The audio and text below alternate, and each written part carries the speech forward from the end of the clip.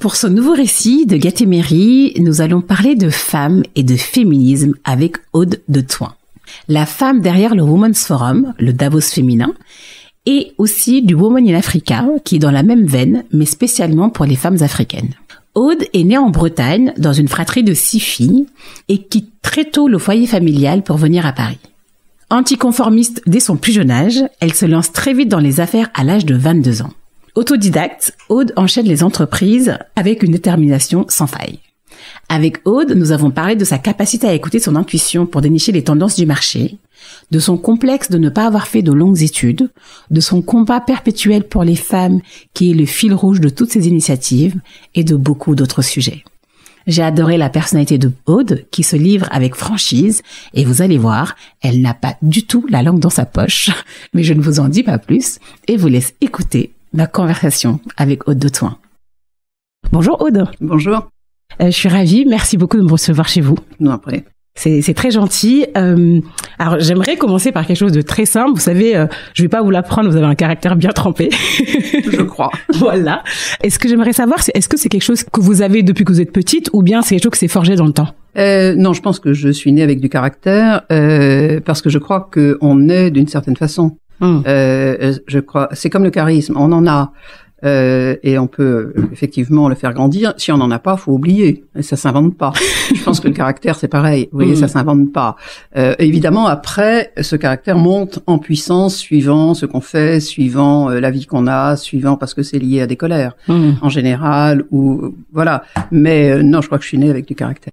Et quand vous étiez petite, vous avez des souvenirs justement de ce caractère où cette colère-là se manifestait? Par des réflexions, par des claquements de porte, par le fait de faire plein de choses que mes sœurs ne faisaient pas. Voilà. Et puis, mais moi, je suis en colère. Je sais pas si vous le savez, mais il se trouve que j'ai 5 sœurs. Il y en a une qui est morte maintenant, mais nous étions donc 6 filles. Et à chaque fois qu'une fille naissait, moi j'étais la seconde, donc j'en ai vu 4 arriver derrière. Ma mère s'excusait auprès de mon père. Et de ce fait, je suis née en colère. Enfin, c'est-à-dire, j'ai grandi en colère parce que oui, j'étais une fille et elle s'excusait d'avoir une fille. Et je me suis dit, donc je dois pas être une fille, donc je dois être un garçon. Donc j'ai construit aussi ma colère et d'ailleurs toute ma vie là-dessus. Mais il m'a fallu des années d'analyse, de thérapie pour comprendre d'où venait cette colère et comprendre pourquoi j'étais dans un mal-être permanent, pourquoi j'avais de l'asthme, pourquoi parce que je somatisais et j'exprimais tout ça par plein de choses, comme toujours d'ailleurs. C'est pour ça qu'il faut regarder toujours chez l'enfant des comportements qui ne sont pas des comportements classiques. Ça signifie souvent un mal-être. Ça signifie quelque chose, une souffrance souvent psychologique cachée. Et il y a plein de milieux, c'était mon cas, où parler de psy, c'était je sais pas, comme si on parlait du diable. Bien sûr. Et moi, qui en plus dans une famille religieuse, c'était ça, vous voyez. Et donc voilà. Donc tout ça vient de l'enfance. Enfin, je comprends tout à fait ce que vous dites de parler de psy même aujourd'hui. Ça reste encore tabou. On parle de santé mentale, mais voilà. Comment vous avez pu commencer cette thérapie? Qu'est-ce qui vous a donné le déclic? Le déclic, c'est justement l'asthme que j'ai eu. Ouais. J'avais des crises d'asthme assez régulières et donc j'allais faire des cures parce que c'était une énorme souffrance. L'asthme est quelque chose de terrible. Et donc ma mère, ça elle le voyait quand même. C'était pas une mauvaise mère, c'était juste qu'elle était dans la culpabilité comme beaucoup de femmes de cette génération. C'est la tradition culturelle, oui, bien sûr. Voilà. Et donc j'avais de l'asthme et tous les ans j'allais faire une cure dans un endroit qui s'appelle Roscoff en Bretagne et j'ai rencontré là une femme qui m'a un peu prise sous son aile et j'ai commencé à comprendre des choses. J'ai commencé à comprendre que j'étais peut-être différente un peu de mes sœurs, que j'avais de la personnalité, que c'était la différence qui ressortait grâce au contact de quelqu'un qui était totalement à l'opposé du milieu et du monde dans lequel je vivais. Et donc j'ai commencé à voir clair à ce moment-là, mais il y a eu après encore plein d'autres épisodes. Bien J'étais sûr. virée de toutes les écoles où j'étais. Donc j'étais une enfant, une adolescente extrêmement difficile. Et je ne me rendais même pas compte que je faisais souffrir horriblement ma mère. Parce que je n'avais pas conscience de ça. J'étais juste en colère et ma colère s'exprimait par ces crises d'asthme horribles, par des gestes, des mouvements, j'étais très, pas tourmentée, turbulente. Oui. Je faisais toujours plus que les autres. Voilà. Je me rappelle de ma mère nous mettait en colonie de vacances avec ma sœur aînée. Et c'était en permanence des bagarres avec elle. Pas des bagarres physiques, quoique j'en étais capable aussi. Parce que toute petite, j'étais déjà très grande. Donc, voilà. Je faisais une tête de plus que tout le monde, toujours. Et puis, voilà. Et c'est quand je suis arrivée à Paris, très tôt, enfin, j'avais 17 ans, mon père est mort. À ce moment-là, je suis arrivée à Paris, que j'ai commencé à comprendre que peut-être un travail sur moi-même pourrait apaiser les choses. J'ai eu la chance de rencontrer Françoise Dolto, enfin voilà. Oui, c'était votre premier boulot, non, Françoise Dolto, à 22 ans, c'est ça? Non, c'était même avant, je crois. Avant, non, c'était avant. C'est quand j'étais standardiste dans un centre médico-psychopédagogique. Et qu'elle dirigeait, enfin je sais même pas si elle le dirigeait, mais en tout cas elle était la psy en chef voilà, et c'est là où elle m'a repérée et c'est là où l'entrepreneuriat a commencé pour vous aussi. L'entrepreneuriat a quand commencé vous avez lancé votre journal. Après, oui, j'avais 22 ans. Et qu'est-ce qui vous a poussé à faire ça? Enfin, qu'est-ce qui vous a... J'ai toujours aimé la chose écrite. Toujours. Ouais. Quand ma fille était petite, j'allais faire des cours dans son école sur Gutenberg. Et j'ai toujours adoré ça. J'ai toujours adoré lire. C'était un refuge. Bien sûr, oui, c'est ça, c'est toujours ça. Et j'ai toujours adoré. Je continue. D'ailleurs, je lis 3 quotidiens par jour. Je lis, je sais pas combien d'hebdomadaires. Ça, j'ai un peu arrêté parce que j'ai plus le temps de lire des livres. C'est une de mes grandes culpabilités. Comme souvent, j'ai remarqué d'ailleurs les gens qui travaillent. On n'a plus le temps de lire des livres et on est dans cette culpabilité d'un manque de lecture. Exactement. Il faut se bloquer des temps, ce qui est dur, hein, et donc je me rattrape un peu l'été, mais c'est une chose compliquée. Donc là, je continue à acheter 3 livres par semaine, mais je les empile et puis voilà. Et donc créer un journal était pour moi comme une chose assez évidente. C'était pas vraiment un journal, c'était un journal de petites annonces. Donc c'était toute une époque qui était, il y en avait énormément en France, et la région où j'étais, on n'en avait pas, donc j'en ai créé un. J'étais à la fois entrepreneur, aussi, j'avais un instinct d'entrepreneur. Et ça, comment vous l'avez décelé? Parce qu'il y en a beaucoup qui se lancent dans l'entrepreneuriat beaucoup plus tard. Ah, je l'ai pas décelé, c'est de l'inconscience. Ouais. Ah d'accord. Tu peux le dire. C'est très bien. C'est-à-dire que quand on est confronté à quelque chose, j'avais pas fait d'études, j'avais pas de formation spécifique là-dessus, mais j'avais juste envie d'être indépendante. Et donc être indépendante voulait dire se débrouiller. Bien sûr. Vous savez, un entrepreneur, c'est souvent ça. Enfin, moi maintenant, parce qu'à peu près pas tous les étudiants, mais beaucoup veulent être entrepreneurs parce qu'on est rentré dans un nouveau monde. À l'époque, c'était pas souvent le cas, encore moins avec les femmes. Mais moi, je ne me posais pas de question de savoir si c'était comme ça qu'il fallait faire. Je faisais, tout simplement. L'action. Oui, l'action. Je ne me posais pas la question de la différence. J'avais trop vu ce que c'était qu'être un homme, enfin une femme plutôt par rapport à un homme, et non pas l'inverse. Et donc j'y allais parce que c'était une question souvent de survie presque aussi. Donc j'y allais très naturellement sans me poser de questions. Les questions sont arrivées plus tard. Plus tard, on va en parler. Et vous avez ce journal, vous l'avez eu pendant un moment, et ensuite vous avez lancé la semaine du marketing direct. Oui, j'ai gardé cette première entreprise le temps de mon premier mariage. Oui. Et le jour où j'ai quitté le père de ma fille, je lui ai cédé ce que j'avais créé. Je suis revenue à Paris avec juste ma fille sous le bras, et voilà. Et puis j'ai travaillé à ce moment-là un peu chez un mec qui se prenait pour un mec. Et donc il était macho, il était autoritaire, dédaigneux. Je trouvais aussi qu'il n'avait pas beaucoup d'éthique dans ce qu'il faisait. Et voilà, en même temps, j'ai appris à travailler. C'était quelqu'un qui bossait beaucoup. J'ai appris à travailler. Et j'ai créé la semaine du marketing direct, c'est difficile d'expliquer. J'avais 22 ans, j'en ai 71, donc vous voyez mais il y a eu un déclic qui fait que j'ai pensé que j'étais capable de faire ça. Et c'est quoi ce déclic? Je sais pas, à l'époque, j'observais comme toujours les autres. J'avais vu quelqu'un faire des salons professionnels et je me suis dit, si cette personne l'a fait, j'en suis capable. Vous voyez, il y a une grande partie d'inconscient, toujours dans l'entrepreneuriat. Bien sûr, oui. Réellement.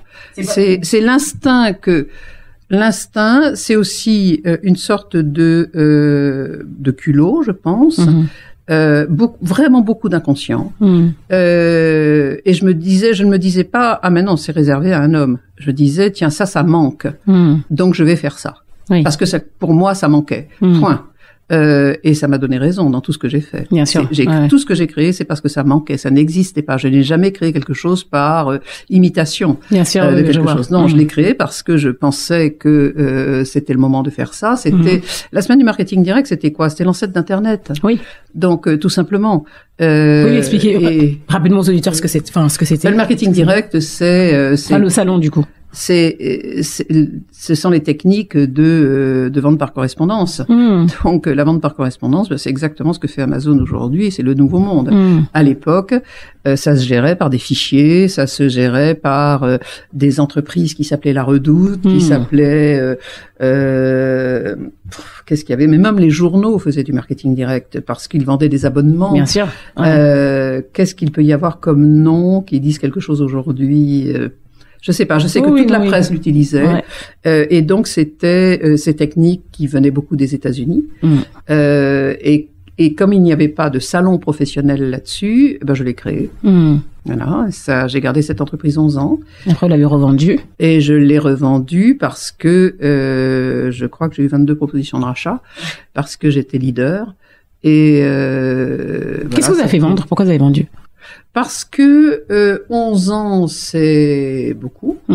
Il y a plusieurs raisons. Il y avait une raison financière qui est qu'il aurait fallu que je fasse rentrer des actionnaires parce que ça se développait, c'était au début des années 90, il y a eu une crise, et donc, comme tout le monde, j'ai été impactée. Mais surtout, la vraie bonne raison, c'est que je me suis remariée, et que j'ai considéré que j'étais plus mariée avec ma boîte. Alors qu'avant, la fusion qui était la mienne entre ma boîte, je ne faisais que ça. C'est-à-dire que je bossais comme une folle, mais comme toujours un entrepreneur. Hein, vous avez quel âge à l'époque? J'avais 30 ans quand j'ai créé cette entreprise. Ouais. Et donc je travaillais vraiment, c'était de la folie. Mais j'aimais ça, je continue à travailler peut-être moins, enfin en tout cas différemment. Et puis surtout, j'ai appris à déléguer, c'est une grande chose dans ma vie. Et, très utile. Très. Et puis je me suis remariée en 89. Avec mon mari actuel et j'étais heureuse de cette nouvelle vie. J'avais envie de profiter de ça. On avait le projet, on a décidé qu'on n'aurait pas d'enfants et donc je voulais profiter de tout ce que m'apportait cette nouvelle vie. Et ça, au lieu de faire des enfants, on a décidé de faire une maison en Corse. Vous allez comprendre pourquoi j'en parle. Ouais. Et juste une parenthèse pour le choix de pas avoir d'enfants. Il y en a maintenant, c'est un choix qui est assez parce que j'avais 39 ans. Oui, d'accord, ok, très bien. Ok. J'avais 39 ans. Mon mari en avait 9 de plus que moi. Il avait 3 enfants et moi 1. Donc 4, ça va. Et puis être belle-mère, c'est pas toujours facile non plus. C'est clair. C'est même pas facile du tout. Même si les choses sont apaisées, évidemment. Mais enfin, c'est un apprentissage. Ça reste toujours un apprentissage parce que c'est juste incompréhensible. Jusqu'au moment où on peut comprendre qu'il y a une illégitimité de la part de l'enfant de recevoir des instructions ou des ordres d'un beau-père ou d'une belle-mère, parce que on n'est juste pas la mère de l'enfant. Et donc on a aux yeux de l'enfant aucune légitimité. Après, de l'illégitimité qu'on peut comprendre, il y a une chose qui doit s'imposer, c'est le respect. Et c'est compliqué. C'est très compliqué avec des ados. Et là, moi, je me retrouvais belle-mère de 3 enfants. Donc c'est compliqué. Mais surtout, ce qui m'a amené à ma troisième entreprise là, c'est que on avait décidé donc qu'on n'aurait pas d'enfants, de construire une maison en Corse. Une construction de maison, c'est important. Enfin, pour moi, c'est important. Ouais. C'est comme faire un jardin. C'est construire quelque chose. Et pendant la construction, on a reçu 3 bombes, ce qui en Corse c'est une chose courante finalement. Ils se sont calmés un moment. Là, il paraît que ça recommence. Nationaliste, ouais, c'est vrai. Mais c'est vrai. Je veux dire, alors, nous, c'était pas à cause des nationalistes, c'était à cause d'un entrepreneur. On avait fait 2 demandes de devis et on l'avait pas pris.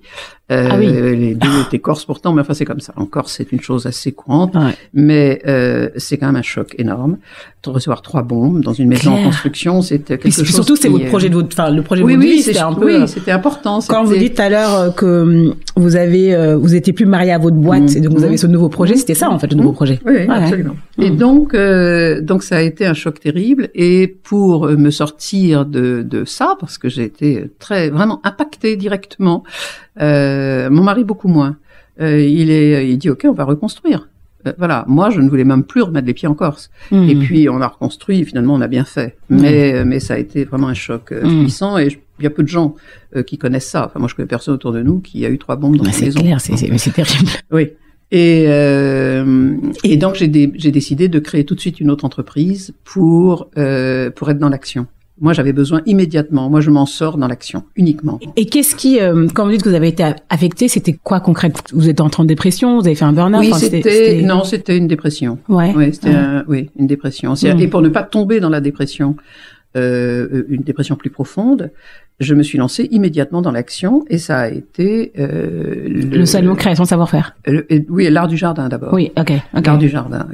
Pour une simple raison, c'est que mon mari et moi adorons les jardins. Que nous étions allés une fois au Chelsea Flower Show, qui est la Mecque du jardin mondial. Ça a lieu à Londres, c'est tout à fait exceptionnel. Parce que les Anglais sont tombés dedans quand ils étaient petits. Ils ont un sens du jardin qui est très très différent du nôtre. Oui. Vraiment à l'opposé du nôtre. Et il n'y avait pas d'équivalent en France. Et donc, sans me poser de questions, j'ai jamais fait d'études de marché, non. Je me suis dit qu'il nous fallait ça en France, et c'est devenu l'art du jardin qui a pris le lead, tout de suite, et qui est devenu le 2e. Je n'ai jamais réussi à dégommer, le Chelsea Flower Show, parce que, je vous dis, je sais pas, ça existe depuis plus de 100 ans, la reine vient tous les ans.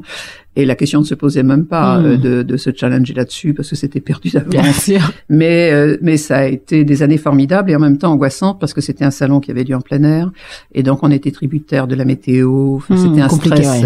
Maintenant, je disais toujours que c'était un salon crise cardiaque. Vous voyez, c'était s'il pleuvait, on pouvait perdre 30% des visiteurs, du chiffre d'affaires et tout ça. Et c'est la raison pour laquelle j'ai créé le salon création et savoir-faire sur le phénomène des loisirs créatifs et du do-it-yourself. Ma grand-mère disait quand on fait quelque chose avec ses 2 mains, on a les 2 pieds sur terre. Et c'est vrai. Et j'avais remarqué que d'ailleurs c'est assez amusant parce que c'est là où j'ai connu des femmes comme Anne Lauvergeon par exemple, qui était Sherpa de François Mitterrand. Et qui était venue inaugurer l'art du jardin. Et Anne m'avait dit qu'elle faisait plein de choses de ses mains. Elle, c'était pas le jardin, mais qu'elle faisait de la broderie, qu'elle faisait... Bon, et je me disais, c'est incroyable, cette femme si puissante, Sherpa du président de la République, et qui fait des choses de ses mains. J'avais observé beaucoup de gens, des femmes qui faisaient souvent des choses de leurs mains, et souvent on se moquait d'elles. Et là, il fallait absolument que je trouve un développement de mon entreprise parce que l'art du jardin restait fragile à cause de cette météorologie. Et j'ai eu l'idée saugrenue de créer ce qui a été une des mes plus belles boîtes sur le plan financier, qui était le salon création et savoir-faire. Pourquoi? Parce que j'ai observé, comme une sociologue que je n'étais pas, le bien que ça faisait. Essentiellement, c'est des femmes, essentiellement. J'ai beaucoup travaillé avec des psychologues et des sociologues sur le phénomène de n'ayez pas honte de faire des choses de vos mains, parce que les gens se moquent des gens qui font des choses de leurs mains. Mais surtout à l'époque, j'imagine. Oui, mais c'était courant. Non, ce serait pire maintenant, je pense. Ah oui? Non, ce serait pire maintenant. Parce que maintenant, il y a quand même le phénomène des...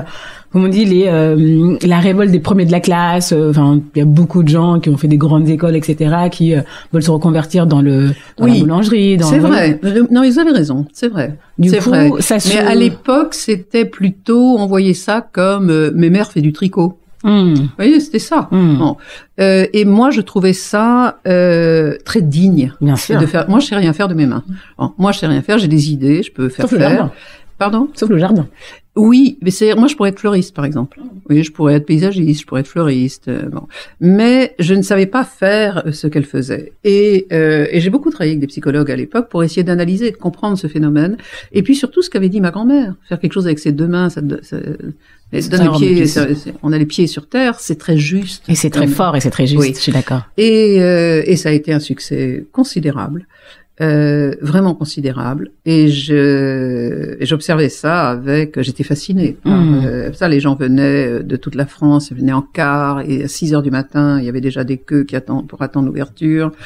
Et ce que j'ai aimé, c'était la réflexion que j'apportais derrière ça. Par exemple, j'ai demandé à Christian Lacroix de venir et de dessiner quelque chose que les femmes pourraient reproduire en tapis. Oui, design. Ouais, j'ai fait venir Karl Lagerfeld. Et ils comprenaient bien la démarche qui était derrière. Et du coup, je donnais beaucoup de valeur. Et ça rendait ces femmes heureuses. Que je comprenne. Alors tout ça n'était pas dit. Oui. Vous savez, c'est comme toujours. C'est moi c'est a posteriori que vous non, moi sur le coup je comprenais ça. Ouais. C'était les femmes qui ne comprenaient pas pourquoi elles étaient il y avait beaucoup de bonheur là-dedans. C'est parce que j'apportais énormément de créativité. J'apportais des grands noms et je ne le faisais pas pour les narguer, au contraire, je les faisais pour les encourager, bien sûr. Oui. Et voilà, et donc je garde aussi de très bons souvenirs de ça. Et puis moi, sur le plan économique, ça a équilibré ma société. J'avais l'art du jardin gagné péniblement de l'argent, alors que cette société, elle, avait été merveilleuse sur le plan économique. Et quand on avait discuté la dernière fois, vous me disiez que sur votre LinkedIn, je pense que dans formation, vous avez écrit l'école de la vie. Et vous l'avez dit tout à l'heure, vous n'avez pas fait de grandes études, etc. Et la dernière fois, vous me disiez que il y a un moment donné, vous avez souffert de cette non intellectuelle entre guillemets que vous étiez. Est-ce que vous pouvez m'en parler? C'est-à-dire que j'étais fascinée par les diplômes. D'ailleurs, j'ai un mari qui est super diplômé.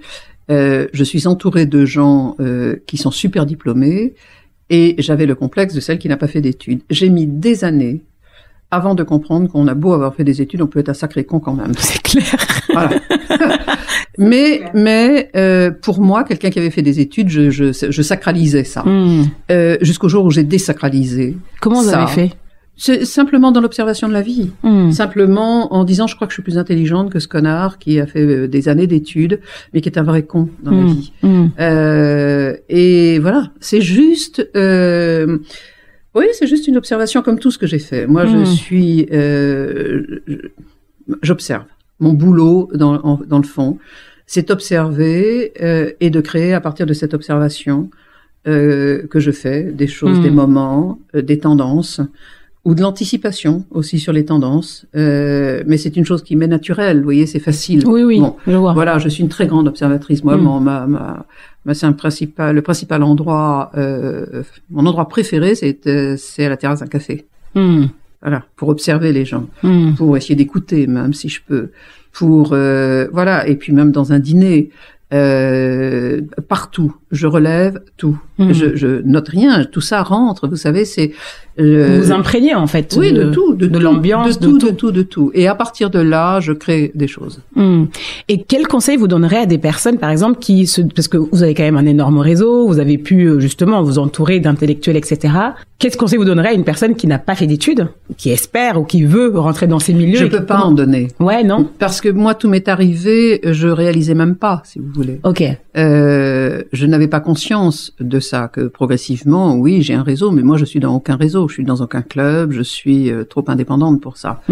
Et donc, je ne peux pas. C'est simplement, j'ai une relation assez naturelle avec les gens. Ouais.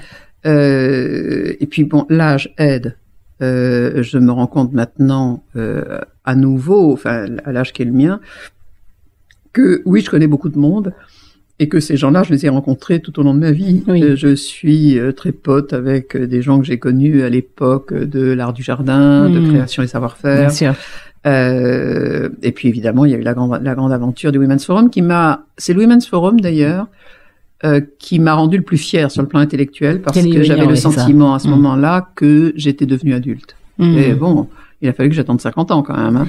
Est-ce que vous pouvez me raconter rapidement comment c'est arrivé, comment vous avez eu l'idée, parce qu'il y a quand même une idée forte sur le Women's Forum, c'est le point de départ sur la colère. Hein. Oui, comme toujours. Ouais, comme toujours. Ouais. Enfin, l'art du jardin, c'est les bombes.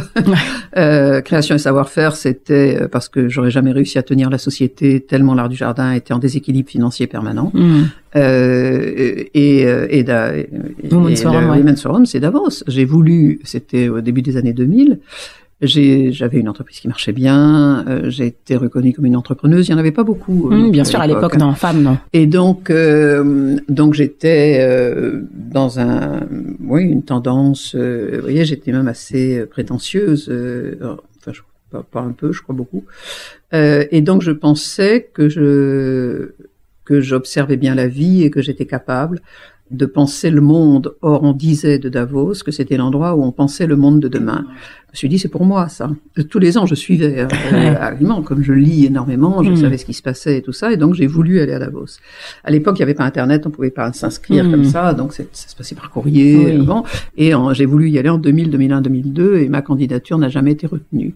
Et en parlant avec des copines qui, elles, y allaient, dont Anne Lauvergeon, et des femmes qui étaient PDG d'Areva à l'époque, peut-être, non? Oui, à ce moment-là, oui. Chez Areva. Et d'autres, elles me disent, bah oui, mais t'es une femme. Je dis, mais toi aussi, tu es une femme. Oui, mais moi, je suis dans une grosse boîte. Et moi, j'avais une PME. Et le mot PME n'est pas connu à Davos. Vous savez, il y a que les grands de ce monde qui savent même pas ce que c'est qu'un entrepreneur. Enfin, alors maintenant, oui. Au contraire, ils essaient de rattraper, ils essaient de faire croire qu'ils ont des femmes. Bon, enfin, c'est un entre-soi masculin qui est quand même bon.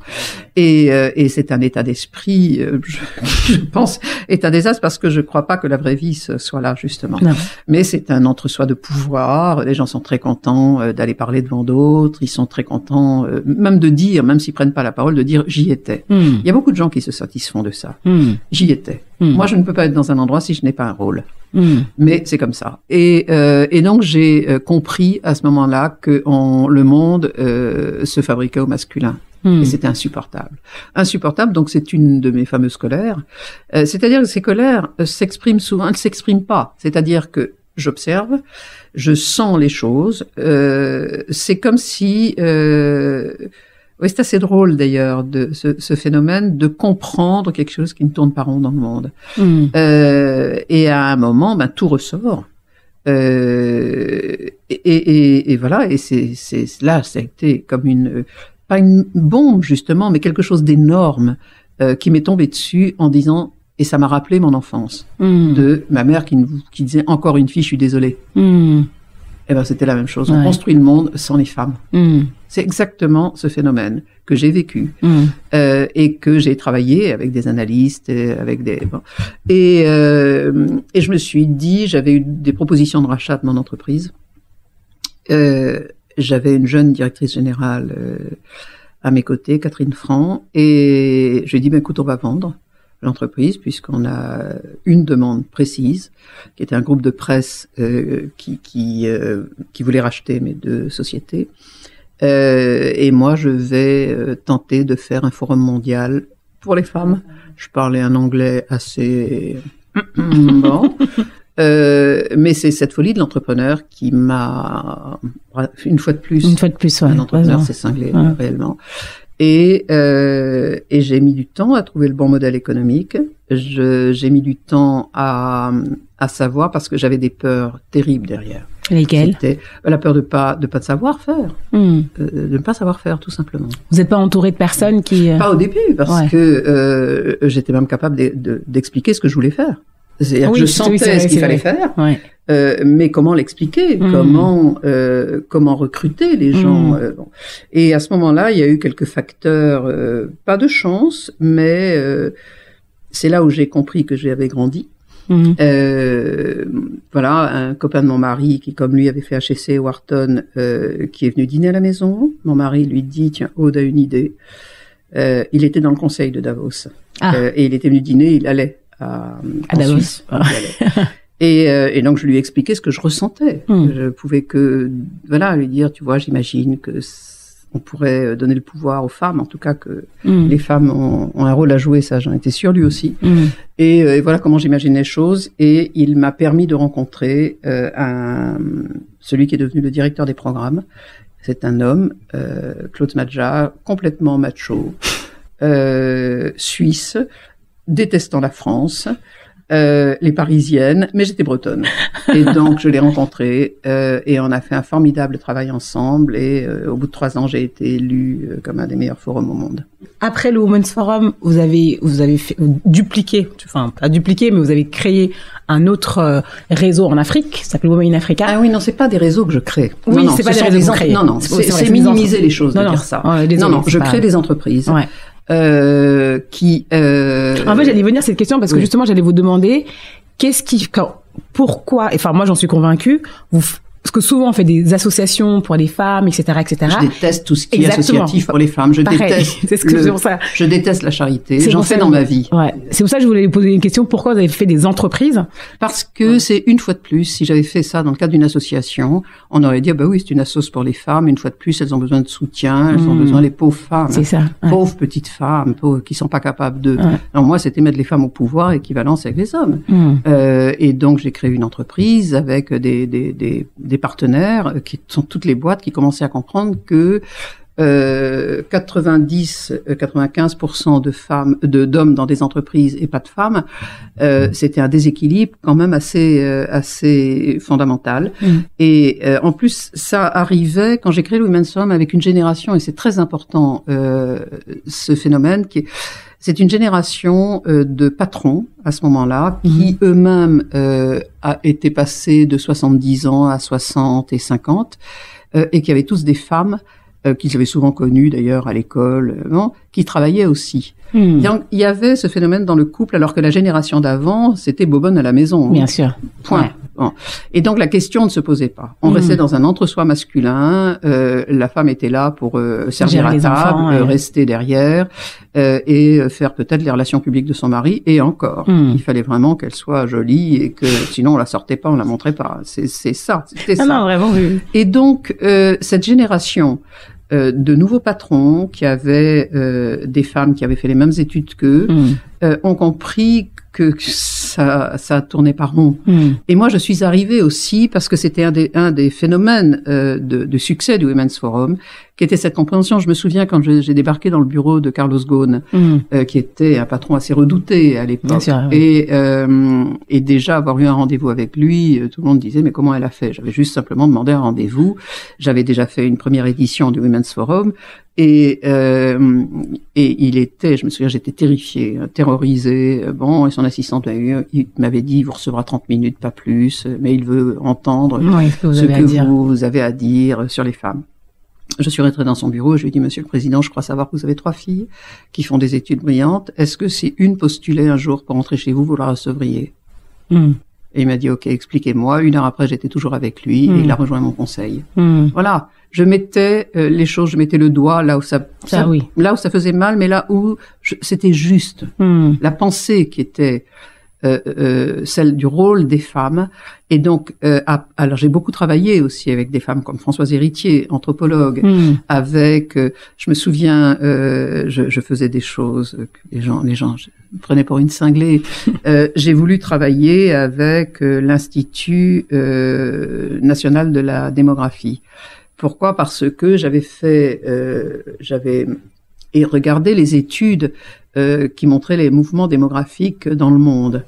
Et on voyait bien le développement des pays et la masse de femmes que tout ça allait représenter, puisque c'était 50-50. Et donc j'ai travaillé, c'est-à-dire que tout ça était une grande partie d'inconscience, sauf que c'était juste la chose qu'il fallait faire. Parce que factuellement, vous avez observé les bonnes choses. Oui, et puis j'ai lancé des études, par exemple avec McKinsey, on a lancé des études, l'étude Women Matter, qui fait encore référence aujourd'hui, qui continue à sortir, sur ce que les femmes apportaient dans l'entreprise. C'est-à-dire que c'était quelque chose de concret. Quand il y a plus de femmes dans une entreprise, les résultats sont meilleurs. Et ne parlons pas des conseils d'administration. Donc tout ça était ma vision était juste. Et c'est pour ça que le Women's Forum a eu autant de succès. Et tout à l'heure, vous avez dit que pendant le Women's Forum, c'est là où vous avez senti que vous avez grandi.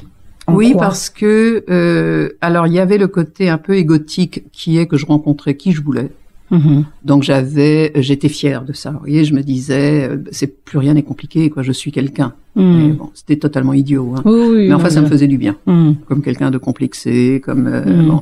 Et je donnais surtout l'impression, les gens ne m'ont jamais vue comme ça, parce que je suis grande, parce que j'ai de l'autorité, parce que donc les gens me voyaient comme quelqu'un très sûr de moi et tout ça. En réalité, je rentrais chez moi en larmes la plupart du temps. Enfin, pas souvent, parce que j'avais pris des scuds, parce que j'avais été humiliée. Parce que voilà, et c'est ce qui m'a permis aussi d'affirmer cette personnalité que j'avais. Comme je l'ai dit tout au début, la personnalité, elle se construit au fur et à mesure, mais elle est quand même basée sur quelque chose. Voilà, j'avais dès le départ de la personnalité. Ensuite, elle n'a fait que grandir avec moi. Et de s'affirmer au fur et à mesure des rencontres que je faisais. Et donc le Women's Forum me permettant de rencontrer à peu près qui je voulais dans le monde. Je demandais un rendez-vous aux Nations Unies, j'avais le rendez-vous. Je demandais un rendez-vous en Chine, j'avais le rendez-vous. Voilà, à peu près tout était permis à ce moment-là. Enfin, m'a été permis parce que j'avais créé quelque chose qui faisait sens dans le monde à ce moment-là. Et qu'est-ce qui vous a poussé du coup à faire? Il me semble qu'après le Women's Forum, vous avez écrit un livre. Alors, j'ai été virée du Women's Forum, c'est-à-dire que j'ai été obligée de vendre le Women's Forum parce que j'ai perdu de l'argent en 2018 à cause de la crise des subprimes, parce que 2008 du coup. Non? Oui, c'est la crise des subprimes 2008 parce que la moitié de notre chiffre d'affaires venait de boîtes américaines. Et donc j'ai perdu de l'argent. Ensuite, j'avais fait le Asia Women's Forum. Et quand le président Sarkozy a reçu le Dalai Lama, il y a eu la Chine était très très très furieuse et il y a eu énormément de boîtes qui ont été impactées par ça, parce que la Chine, dans ces cas-là, les réactions sont violentes. Et je n'ai pas pu continuer donc l'entreprise, le forum en Chine. Donc entre la perte du chiffre d'affaires en France et la fermeture de la seconde édition du forum en Asie à Pékin, il fallait que je fasse une augmentation de capital.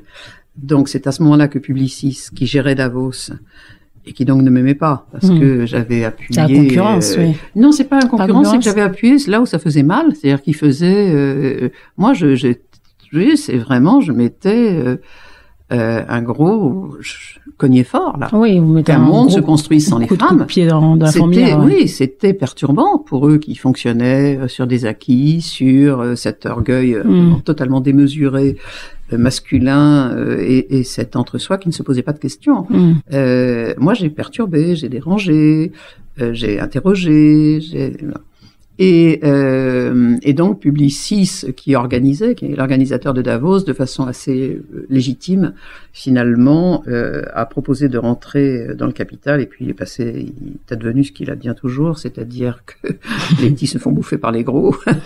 C'est ça. Et donc voilà, donc ils m'ont sorti. Ça s'est très très mal passé et j'ai fait un burn-out. Parce que j'ai adoré faire le Women's Forum. Vraiment adoré faire le Women's Forum. Et donc j'ai fait un burn-out. Je suis allée, comme souvent les femmes, quand on fait un burn-out, on a honte. Et donc c'était mon cas. J'ai à ce moment-là eu le bon réflexe de vouloir évidemment m'en sortir. Et je suis allée voir le professeur Mukwege au Congo, au Kivu, et je suis revenue, j'avais plus de burn-out. Parce que quand on voit ce qu'on voit là-bas, les pires exactions commises aux femmes, on a honte de faire un burn-out, réellement. Et donc je suis revenue en France et j'avais plus de burn-out, j'avais juste une colère encore pire en moi. Juste pour les auditeurs, Dr Mukwege, c'est celui qui répare les femmes au Congo qui subissent des viols. Voilà. Oui. Y compris des bébés. Exactement. C'est juste horrible. Et donc je suis revenue et j'ai décidé qu'il fallait que je fasse un livre sur cette période du Women's Forum, ce que j'ai fait. Et donc, c'était mon premier livre chez Robert Laffont qui s'appelait « Femmes, si vous osiez, le monde se porterait mieux ». et qui marche encore d'ailleurs. Et voilà. Et puis après, j'ai créé une entreprise qui s'appelait Osons la France, toujours un forum, mais qui n'a pas marché. Enfin, c'est pas que ça n'a pas marché. Non, c'est que j'ai développé l'entreprise trop vite. J'ai racheté. C'était quoi le but, enfin... C'était de montrer, de dire aux Français, mais oser. C'était la période début de l'entrepreneuriat. À l'époque, je me souviens, mon mari a fait HEC, donc c'est toujours ma référence. Et puis j'intervenais beaucoup à HEC. À l'époque, 90% des étudiants d'HEC voulaient rentrer dans des grandes entreprises. Ils étaient chassés par et là, on commençait à voilà, c'était les chiffres allaient dans l'autre sens, c'est-à-dire qu'ils souhaitaient être plus entrepreneurs et construire eux-mêmes. Et c'était nouveau comme phénomène. Et l'idée de Osons la France, c'était de leur dire mais allez-y, créez, allez-y, osez. Et surtout, ce qui a été d'ailleurs, ce qui m'a donné cette idée, c'est que j'avais fait des voyages à peu près dans le monde entier avec le Women's Forum. Et j'avais observé que partout où j'allais, on me disait, mais on comprend pas les Français. Vous êtes toujours en train de vous plaindre. Vous avez tout. C'est-à-dire, vous avez l'école gratuite, la sécurité sociale, les infrastructures. Vous êtes un pays magnifique. Vous avez la sécurité sociale. Les gens ne réalisent pas ce qu'on a. Et vous êtes toujours en train de vous plaindre et vous êtes le premier consommateur de psychotropes. Et c'est ça. Une fois de plus, j'ai enregistré tout ça dans mon inconscient. Et c'est pour ça que j'ai créé ce forum Osons la France en disant mais on a tellement d'atouts, on a tellement de capacités créatives, on a tellement cette chance de vivre en France qu'il faut que les gens le sachent. Mais c'était plus philosophique que économique, mon idée. D'accord, oui. Donc à la fois j'ai sans doute eu raison de le faire, mais c'était un mauvais calcul parce que il faut pouvoir financer ça. Qui va financer quelque chose sur ce thème. Donc ça a été assez compliqué et j'ai racheté en plus une entreprise qui était l'Art du Jardin à ce moment-là et bon il y a eu une succession de choses qui ont fait que ça n'a pas marché et j'ai déposé 3 bilans en 9 mois. Inutile de vous dire à quel point ça m'a à nouveau ébranlé, mais comme j'avais fait un burn-out plusieurs années avant, je ne voulais évidemment pas le refaire, c'est clair. Et je sentais les prémices de ce burn-out et je faisais tout pour résister. Tout. Vous faisiez quoi pour résister? Un travail analytique, comme toujours, avec un psy. Sortir de pensées négatives en lisant. Moi, c'est le seul moyen de m'en sortir, c'est de la lecture. Et voilà, je luttais. Et lutter, c'est avec en faisant un travail analytique sur soi-même, pour ne pas replonger dans ce que j'avais connu. J'avais trop fait souffrir mon mari et ma fille. Et donc il n'était pas question. Parce que derrière cette apparence que j'ai de femme solide, costaud, et je suis surtout une créative et donc fragile. Voilà. Très fragile. Et c'est tous ces coups que j'ai eus, les 3 dépôts de bilan, tout ce que j'ai vécu, ça a été une année horrible. Et donc, voilà, j'ai déposé les bilans de toutes ces boîtes. Et à ce moment-là, j'étais contactée par des femmes africaines que j'avais connues au Women's Forum. Juste avant, est-ce que c'est après ça que vous avez écrit votre livre Forcer le destin, j'ai choisi le succès, l'échec m'a rattrapé? Oui, parce que quand je trouve fort ce titre, Forcer le destin. J'ai choisi le succès, l'échec m'a rattrapé. Je trouve ça fort quand même comme titre. Oui, parce que je voulais là aussi dire. Casser l'image, c'était hyper personnel. Beaucoup de gens, y compris dans ma famille, surtout dans ma famille, des gens proches m'ont reproché ce livre. En tout cas, ça m'a fâché avec ma belle famille, définitivement, parce qu'on ne doit jamais montrer qu'on est en échec. Ça, c'est moi, j'ai une belle famille très bourgeoise, très classique. Mais moi, j'avais besoin de sortir de tout ça, et puis surtout de faire une sorte de recul en arrière de ma vie. Et qu'est-ce qui m'avait amené à faire ce que j'ai fait?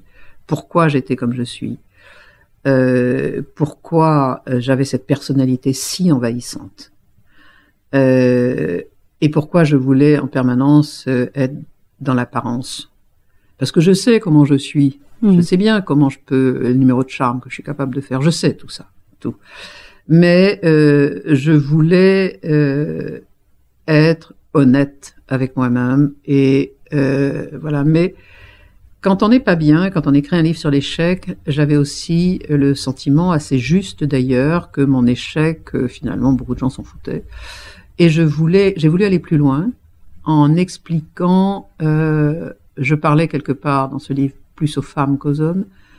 En France, on n'a pas la culture de l'échec. C'est à l'époque. Aujourd'hui, et c'est pas comme aux États-Unis. Mais ça commence doucement, mais on l'a toujours pas. Non. Et aux États-Unis, quand un entrepreneur va voir un banquier, s'il n'a pas eu un échec, le banquier le prend pas. Ici, c'est l'inverse. Et donc, je me suis donc plus adressée aux femmes et j'ai demandé à une psychologue avec qui j'ai travaillé, qui s'appelle Jeanne Siofachin, de parler, elle, de l'échec au sens plus universel. C'était pas mon échec. Moi, je racontais la partie de ce que j'avais vécu et Jeanne, je lui demandais d'aller plus sur, c'est expliquer comment l'échec se vit, comment ça se passe, les différences entre les hommes et les femmes. Et puis culturelles aussi, foncières, oui. Et puis les différences entre les différents pays et la relation à l'échec. Comment on s'en sort, en fait, voilà. Et puis, comme j'avais perdu beaucoup d'argent, j'avais une obsession, c'était de recommencer à travailler. Il fallait, j'avais pas le choix, j'avais perdu de l'argent, j'en ai fait perdre à mon mari. Et là, en gros, j'avais un âge où je pouvais pas être, j'étais plus employable depuis longtemps. De toute façon, on l'aurait même pas fait. Personne ne m'aurait recruté. Ouais. Mais même vous l'aurez pas voulu. Non. Oui. Non, j'en aurais été incapable. Cela étant, je pense que j'aurais apporté beaucoup.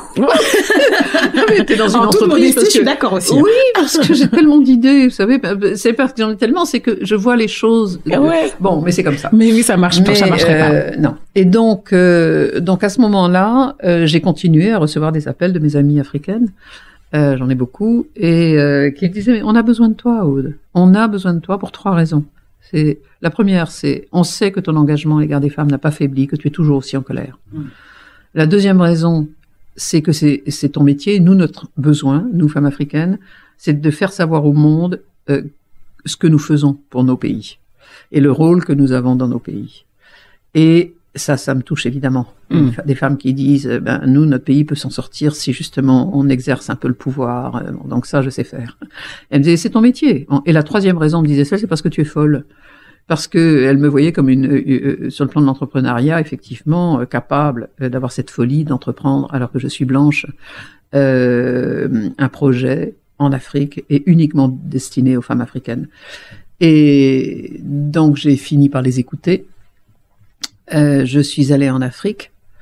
Une fois que j'avais fait le modèle économique différent, puisque j'ai voulu créer une entreprise plus une fondation, un fonds de dotation, qui a beaucoup grandi depuis, avec l'idée de soutenir les femmes entrepreneuses. C'est ce que j'avais été moi. Et je me suis reprojetée dans ce que j'étais à 22 ans quand j'ai créé ma première entreprise.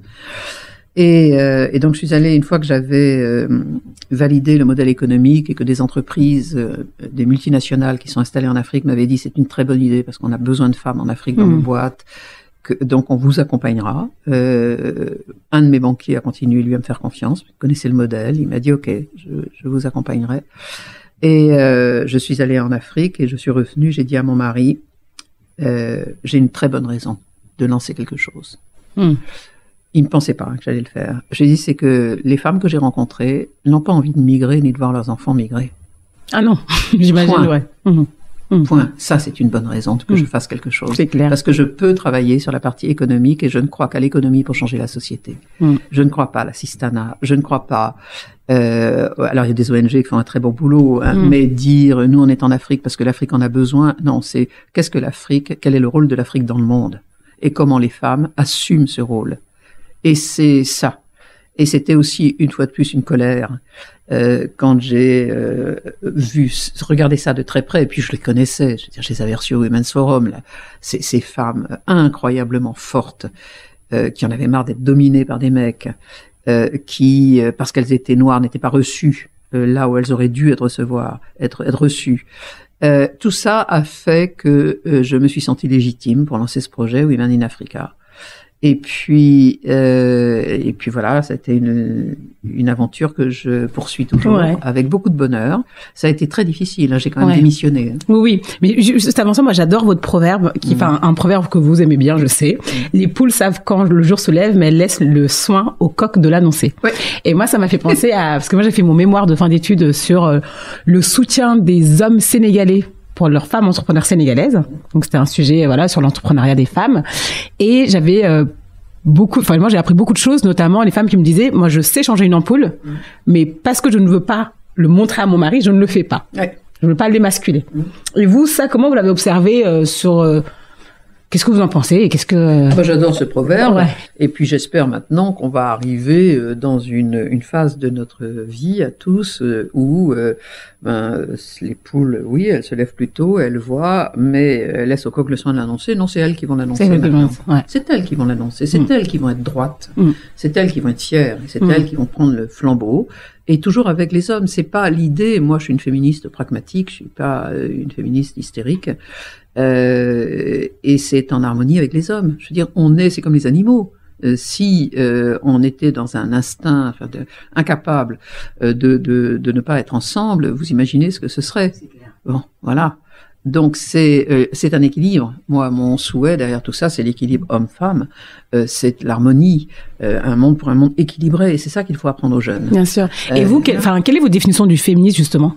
C'est l'égalité. Ouais. Vous savez, moi j'ai la définition quand une femme me dit je ne suis pas féministe, je dis ah bon, écoute, tu m'intéresses pas, je m'en vais, parce que c'est honteux. C'est tout simplement, prenons la définition du dictionnaire, c'est l'égalité entre les sexes. Point. Après, il y a différentes formes de féminisme. Il y a les féministes activistes, il y a les foldingues aussi, hein. Mais il y a tout ça. Moi, je suis une féministe pragmatique. D'ailleurs, les hystériques, les féministes, certaines ne m'aiment pas du tout, parce que j'ai osé faire une entreprise aussi. Vous vous rendez compte, gagner de l'argent avec. Heureusement que j'ai fait ça, parce que je crois que j'ai apporté beaucoup. Mais c'est ces jugements à l'emporte-pièce. Les gens réfléchissent même pas. Ils me voient parce que je suis souvent, je sais pas si je rends jaloux les gens ou pas, mais ce que je fais, c'est du bon sens. Vous savez, c'est vraiment, je suis pragmatique. Je déteste l'inégalité qui me met en colère. Le fait qu'une femme se sente inférieure parce que c'est une femme. Enfin, comment est-ce qu'on a pu même imaginer une chose pareille?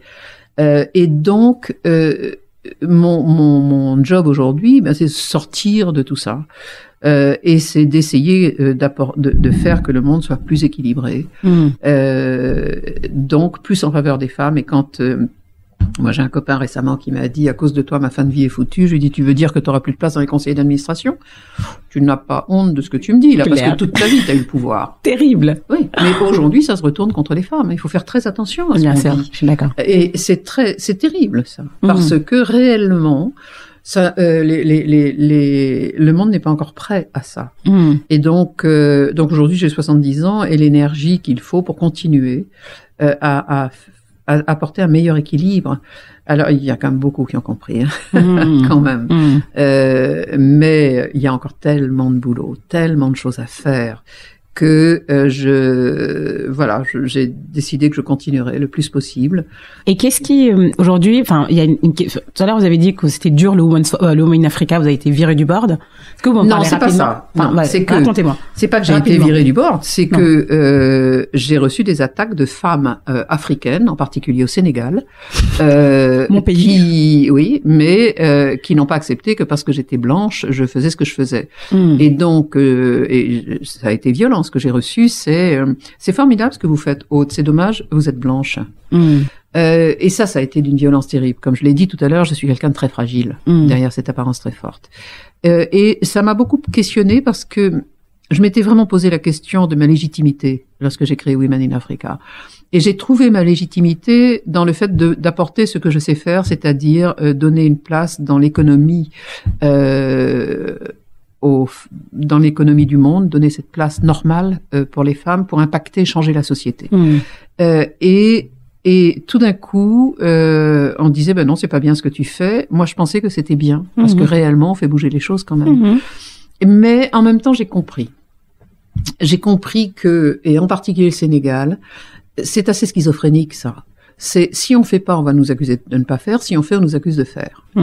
On le voit. On le voit. Moi, on m'a traité de faire du colonialisme à nouveau. J'ai eu le droit quand même à des scuds très violents.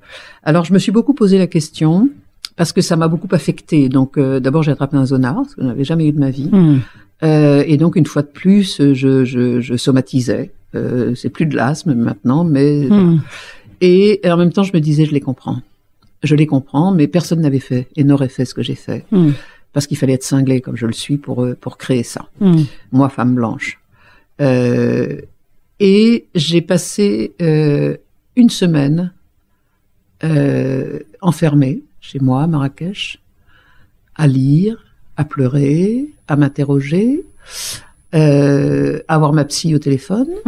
Et au bout d'une semaine, j'ai dit, toujours j'ai un mari tellement incroyable à mes côtés, et je lui ai dit, dans le fond, elles ont raison.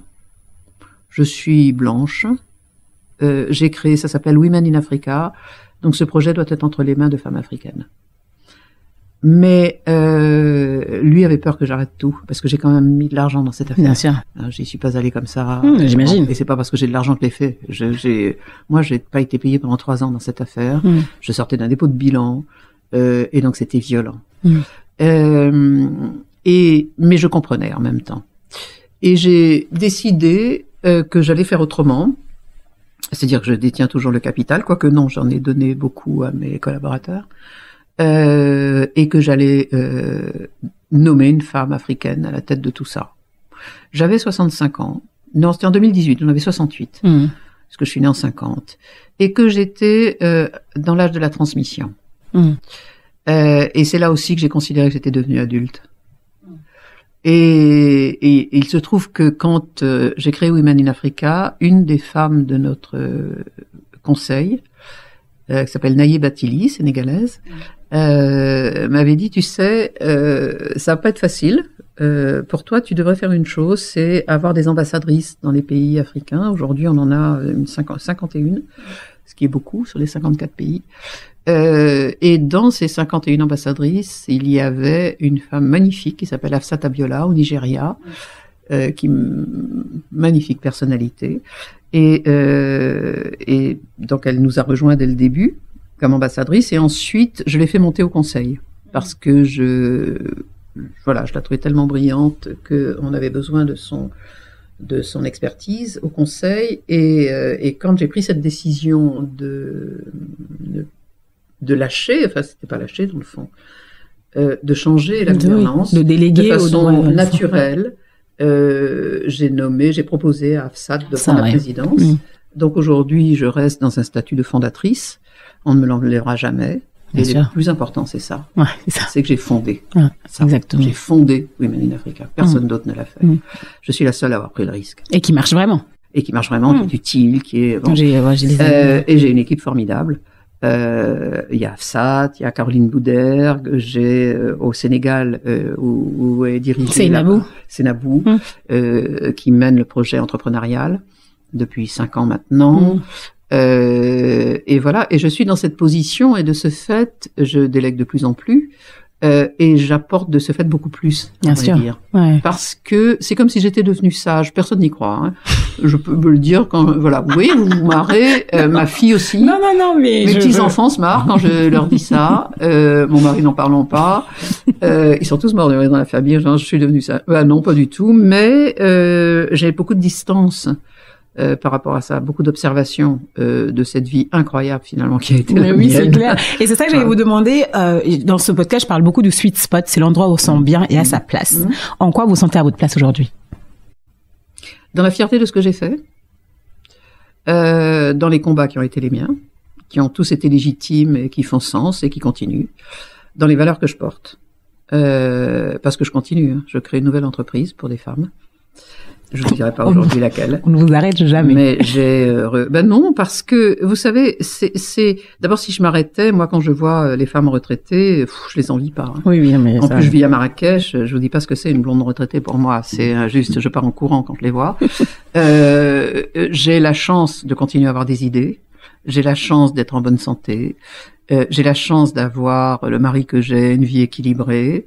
J'ai la chance de vivre entre deux pays, le Maroc et la France. Et en même temps, j'ai toujours ces colères, mais je les gère différemment. Et puis, je continue, si c'est nécessaire, à faire appel à un psy dans les moments de doute. Je continue à en avoir aussi beaucoup. Des questionnements profonds. J'écris un nouveau livre aussi. Donc, je considère aujourd'hui que je suis dans la partie heureusement paisible. J'ai quand même 71 ans, faut pas l'oublier. Voilà, l'avantage de cet âge, c'est cette observation incroyable d'une vie, enfin de la vie par la mienne des autres, ce que j'ai observé et ce que j'ai mis en place. J'ai cette fierté de ce que j'ai mis en place. Le problème, c'est les mal aux genoux, hein, parce que voilà, ça comme inconvénient. Mais voilà, oui, dans cette distance et comme je crée une nouvelle boîte, ben je travaille à nouveau beaucoup. Ah, j'imagine. J'ai recruté 3 femmes exceptionnelles pour ce nouveau projet dont je parlerai bientôt.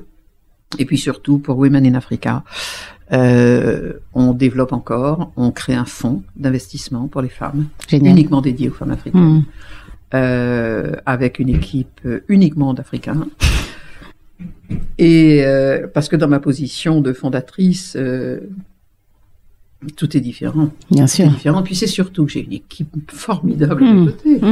Voilà, on a continué, on gagne beaucoup d'appels d'offres qui viennent des États-Unis, parce que les gens nous ont observés, vous savez, quand les gens mettent de l'argent chez nous pour qu'on fasse des choses, là on a gagné de magnifiques appels d'offres en fin d'année, donc ça veut dire qu'on a réussi. Parce qu'on gagne des marchés, et ces marchés, c'est quoi gagner? Ben, c'est pas gagner de l'argent pour nous, même si maintenant la boîte est équilibrée, c'est gagner pour développer la boîte et continuer à apporter ce qu'on fait. Complètement. Voilà. Et notre priorité aujourd'hui, c'est de soutenir les femmes entrepreneuses africaines, parce que c'est elles qui sont l'avenir du continent. La chance est l'avenir du continent. C'est ce que j'ai souvent dit, et c'est vrai.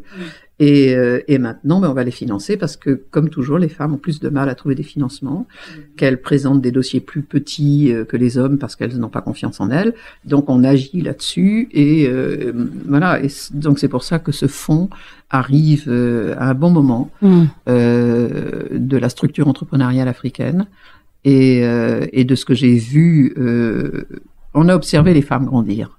Et je me suis rappelé, moi, quand j'aurais eu besoin d'être accompagnée aussi. Donc, je fais toujours de façon souvent inconsciente. Je me souviens quand j'étais entrepreneuse, finalement, je crois que j'aurais adoré qu'il y ait une cinglée qui fasse... C'est clair. Vous voyez voilà. Donc, vous criez ce dont vous avez eu, enfin, vous aurez eu besoin. Oui, bien sûr. Je suis le meilleur exemple d'un entrepreneur qui a pris des risques toute sa vie, qui a eu un échec énorme. Des échecs, hein, aussi. Des échecs, et là, je suis dans le rebond. Et donc, c'est toute cette expérience que j'ai accumulée que je mets à profit des femmes parce que, finalement, bah, c'est mon destin, quoi. Voilà.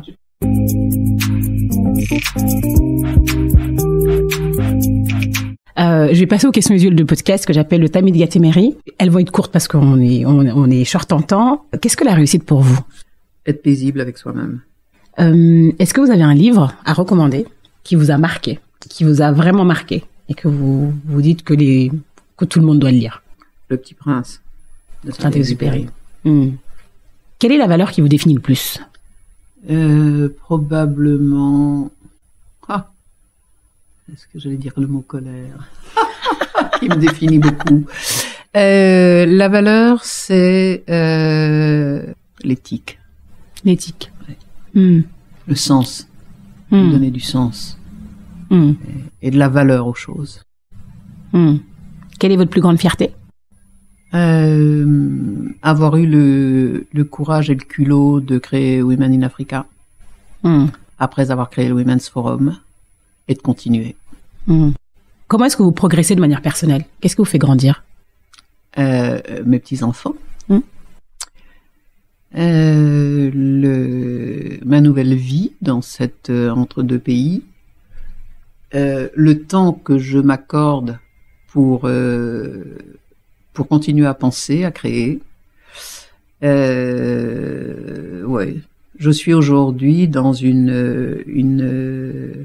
période et en même temps cette pas cette interview, ce podcast que je fais avec vous arrive au moment où il y a une guerre en Europe. Et du coup, j'ai écrit un édito hier, que j'ai envoyé aux Échos, qui va être publié dans les Échos lundi, toujours dans la presse économique, volontairement, pas dans la presse féminine, non.